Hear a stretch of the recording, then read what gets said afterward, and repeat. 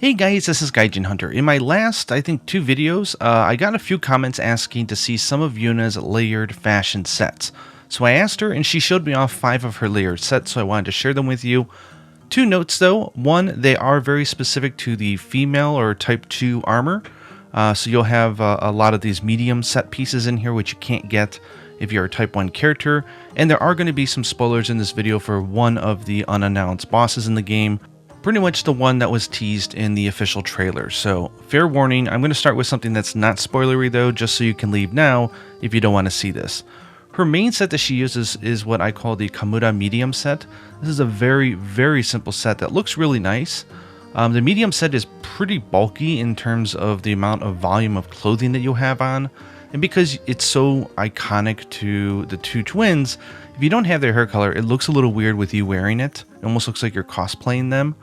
So Yuna figured out that if she mixed in the Kamura chest with the medium legs and turned everything else off, it looks really nice. And it looks very Japanese and also looks very nimble when you're running around because it feels very light.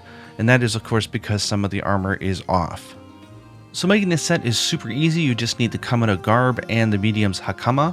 Again, that is, I believe, the Minato or the Hinoa set piece. So you will need to be a type 2 character in order to have that, because I think Utsushi parts are the sort of like male counterpart. And then she turns off everything. So turn off the head, the arms, and the waist display, and this is what it looks like. I turned off just the weapon here just so you can see it better. This next one is the medium ibushi set. This is just 2 pieces again. This is the medium top and the ibushi legs, I believe, and everything else off. It ends up turning up to be like this mini skirt for ibushi, which is really cute with the little frails that are blue. Now, it does look a little saucy from the front. Yuna did mention that she's not a fan of that, but because when you're hunting, it's always from behind, it actually looks really good from behind. It's not cut too short. So she says not to worry about that, but it does go together really nice, and again plays into the very nimble, very athletic type of build. This one is just the medium's robe and the foot of ibushi. Everything else is turned off, and this is what it looks like. So you can see from the rear side, it actually looks really nice and goes together nice, especially if you color code them dark. I think she goes through and chooses black and then tweaks it to be even darker than the default black that they give you. The next one is Mizu ibushi. So she figured out also that she really likes mixing 2 pieces of Mizutsune and 2 pieces of ibushi and then coloring them to be blue. And it makes for a very fluffy, very comfortable, very Japanese feeling set. This is what it looks like. So it's quite fluffy compared to the other 2, which are very kind of skimpy and athletic. This one is just basically a variation of Mizutsune's set if you think about it. But the colors do go together very nicely. She particularly likes the arm pieces with the nice big open folds. For this one, it uses the top 2 pieces from Mizutsune and the bottom 2 pieces from ibushi. And again, they just go together really nice. And she does decide to hide the headpiece here.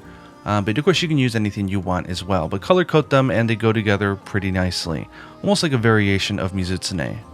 Next, I'll call KS Somnicanth. This one was basically her trying to figure out how to use the somnicanth waist. She really likes this long skirt with this kind of like fire-like design.